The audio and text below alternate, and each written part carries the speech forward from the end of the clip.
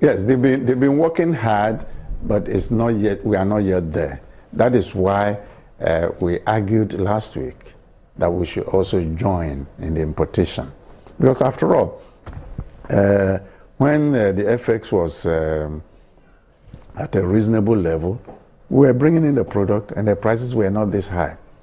But arising from last week's meeting, we're going to bring in the product. The meeting continues this week.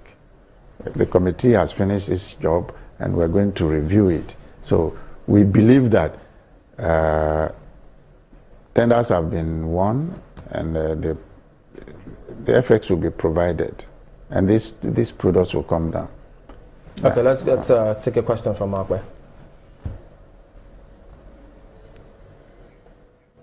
Well, just wondering, one of the reasons when this price ceiling was fixed was that people thought that the investment will eventually come into the sector for people to build their private refineries. Is anything happening in that regard, aside the refineries being built by Dangote Group in somewhere around the free export zone in Lekki? Is any other investments being made, even by members of your group? Not really. And the reason is simple. You see, the moment you fix prices, you discourage investment. And we believe that we thought that things would have stayed on a little bit longer. But remember, when the prices were fixed in May last year, it didn't take long before the FX regime took a bad turn.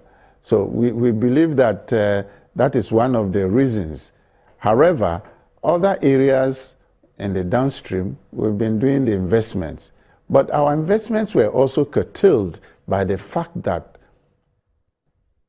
our cash flow was severely affected, in the sense that the over $1.1 billion that government is owing us is still outstanding. So if you don't have all these monies, how do you invest? As a matter of fact, we're finding it difficult to still keep the workforce. So we want to say that what government is owing, government should pay. And that will enable us to have funds to be able to invest. All right, what we'll do, we'll just take another moment, and we'll be back and get more thoughts from you in just a moment. Join us again.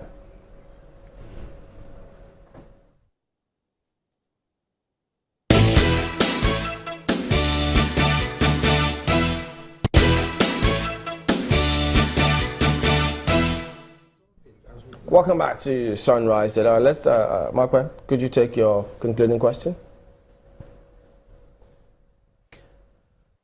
Well, are you asking for full deregulation of the sector? Because some people will say that what the federal government has done is give a leeway to see whether or not these investments will eventually come in.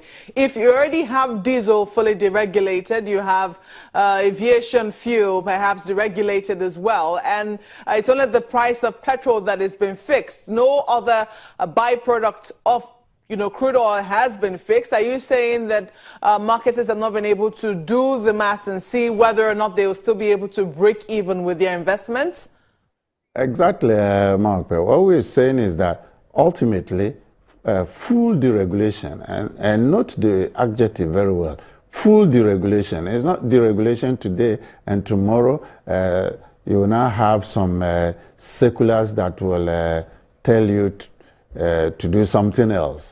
If you fully deregulate and then you have the FX, then you can talk of all this. But remember that even before you go ahead, I will repeat, government is owing us, and government must pay us. And not paying us means we are not able to pay banks, and banks are not supporting us again. As at this moment, we are owing more than $1 billion. We are owed. And that translates to the fact that we are handicapped. We can't do any investment. We can't do anything on our own. We always go begging for money to be paid. Let me butt in, but is this the reason why investors, major marketers have not been able to build refineries in this country for the past 20, 30 years? No, why we have not been able to build refineries is that government is always controlling the price. You see, when you put a cap, it means that you are saying whether you are able to cover your cost or not, sell at this price. No investor will do that. I'm not sure that the refinery that we are expecting in 2018 or 2019 will operate that way. That you will tell Dangote, you can't cover your cost. You think that he said it from beginning that he's not a Father Christmas. He's going to cover his cost. And my take is that he will dwell more on exports, because that's the area where he can cover his costs. So he may not dwell so much on local consumption. He will dwell on local consumption for people coming to buy from him at the export price. That's my suspicion. I might be wrong, and maybe I'm going to be wrong, but that he's going to cover his costs. Well, we'll keep tabs with you because we know that the meeting will continue, stakeholders meeting, to see how they could sort this challenge out. There's always short-term solution as well. Who knows what the long-term ones will be. Mr. Obafemi Olawore, Executive Secretary of MOMAN, thank you for coming on this morning. You're welcome. Thank you for having me. Okay, then if you're going to hit the road anytime soon, you just need to understand that you may face some gridlock. We're talking about the Lagos-Ibadan Expressway. This is what you may likely meet owing to some construction rehabilitation work going on at some point on that road. You know, as I say, no pain, no gain is what people are going through at the moment. But because it started all through last week for Saturday, as a lot of people were here till about 3, 4 a.m.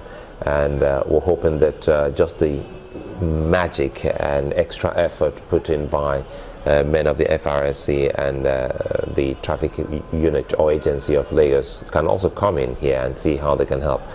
It's really pretty awful. Well, and this is moving towards Lagos now. Yeah, so you get to see this on both sides. But one may sound like a broken record, but this is inward Lagos actually. Yes, inward Lagos. But we've also seen that countries like, let's talk about African countries. In Tanzania, several other countries, some of this construction work is done at night. And you don't subject motorists because you know what they say, time is money and time is spent. The amount of fuel you burn in that traffic is huge. So government needs to find a way to ensure that this is not the case. Yes, we appreciate that the roads have got to be done. They're doing their jobs actually. So something really needs to be done about all of this. But it's a traffic advisory. Just note, you could send a word to anyone who you think will be applying that route. Get alternative routes if you can find it. Well, that's the show today. We thank you all for watching. We'll be back tomorrow. I'm Chamberlain Uso. I haven't seen an alternative on that road. It's just a one-way straight. Many thanks for watching. I'm Sulaiman Alede. Thank you. I'm Maupe Ogun.